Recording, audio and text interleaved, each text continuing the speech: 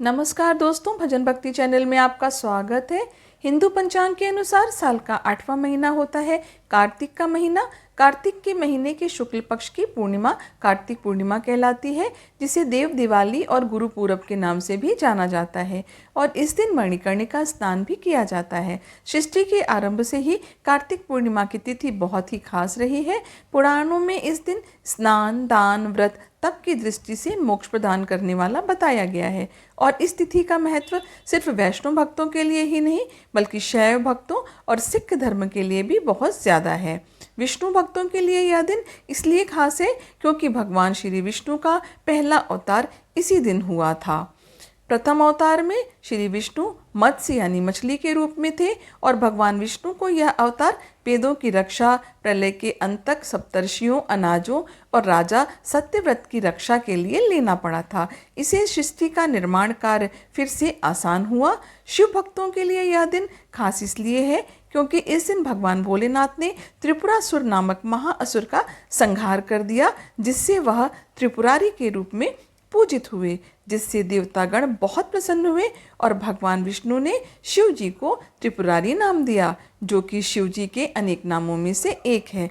इसलिए कार्तिक पूर्णिमा को त्रिपुरा या त्रिपुरारी पूर्णिमा के नाम से भी जाना जाता है। सिख धर्म में कार्तिक पूर्णिमा के दिन प्रकाश उत्सव के रूप में मनाया जाता है, क्योंकि इसी दिन सिख संप्रदाय के संपादक गुरु नानक देव जी का जन्म हुआ था, जिसे गुरु पूरब कहा जाता है। इस तरह से यह एक दिन एक नहीं बल्कि बहुत सारी वजह से खास है। इस पवित्र दिन में गंगा जी में या अन्य पवित्र नदियों के जल में समस्त देवी देवताओं का वास होता है। ऐसे में यदि मन में श्रद्धा और विश्वास के साथ आप पवित्र नदी के जल में स्नान करते हैं तो जन्म जन्मांतर के पापों का नाश हो जाता है। इस बार पूर्णिमा तिथि प्रारंभ होगी 15 नवंबर शुक्रवार को सुबह 6:20 से और समाप्त होगी 16 नवंबर शनिवार को सुबह 2:58 पर। क्योंकि इस बार केवल 15 नवंबर शुक्रवार के दिन ही पूर्णिमा तिथि सारा दिन विद्यमान रहेगी, इसलिए केवल 15 नवंबर शुक्रवार को ही पूर्णिमा का व्रत रखा जाएगा। स्नान दान भी इसी दिन किया जाएगा। सत्यनारायण भगवान का व्रत भी इसी दिन रखा जाएगा और मणिकर्णिका स्नान भी इसी दिन किया जाएगा।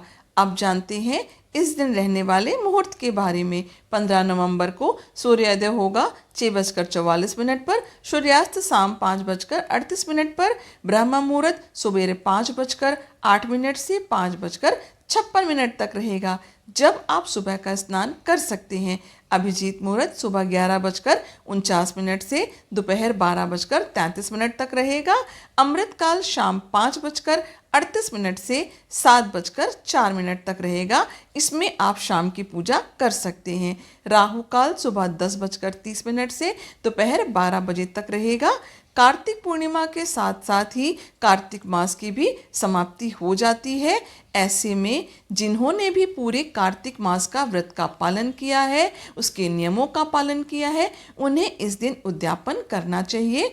देव दिवाली यानी कार्तिक पूर्णिमा के दिन पूजा के शुभ मुहूर्त इस प्रकार रहेंगे, जिसमें सुबह की पूजा का शुभ मुहूर्त सुबह 5:24 से 6:44 तक रहेगा। शाम की पूजा का शुभ मुहूर्त शाम 5:27 से 6:47 तक रहेगा।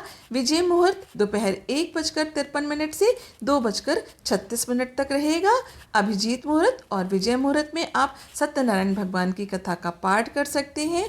गोधूली बेला शाम 5:27 से 5:54 तक रहेगी। इस समय आप गौ माता की पूजा कर सकते हैं और गाय के गौशाला में दीपदान भी कर सकते हैं। पूर्णिमा के दिन चंद्र देवता की पूजा की जाती है, तभी तो व्रत पूर्ण होता है। तो इस दिन चंद्रोदय होगा शाम को 5:08 पर।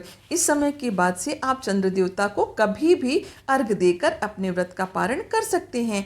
जो लोग किसी कारण से देवउठनी एकादशी के दिन तुलसी विवाह नहीं कर पाए हों, उन्हें इस दिन तुलसी विवाह करना चाहिए। यदि आपकी इच्छा हो तो कार्तिक मास का उद्यापन भी आपको इस दिन करना चाहिए और अपनी सामर्थ्य के अनुसार दान दक्षिणा किसी योग्य और निर्धन व्यक्ति को को देने के साथ साथ अगर इच्छा हो तो घर पर किसी वैष्णव या ब्राह्मण को आमंत्रित कर आप उन्हें शुद्ध सात्विक भोजन कराएं और यथासंभव दान दक्षिणा दें। कार्तिक मास के अंतिम 5 दिनों को पंचभीखु या भीष्म पंचक व्रत के नाम से भी जाना जाता है, जो कि देवउठनी एकादशी से लेकर कार्तिक पूर्णिमा तक होता है। ऐसे में जिन्होंने पंचभीखु व्रत रखे हैं, इसका समापन यानी उद्यापन भी आपको पूर्णिमा के दिन ही करना होता है। आशा करती हूँ यह जानकारी आपको पसंद आई होगी। मेरे चैनल पर ऐसी जानकारियाँ और कहानियाँ आपको आगे भी मिलती रहेंगी।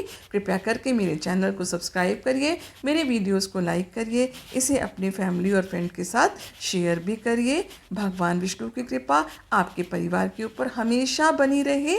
आपका दिन शुभ हो। धन्यवाद।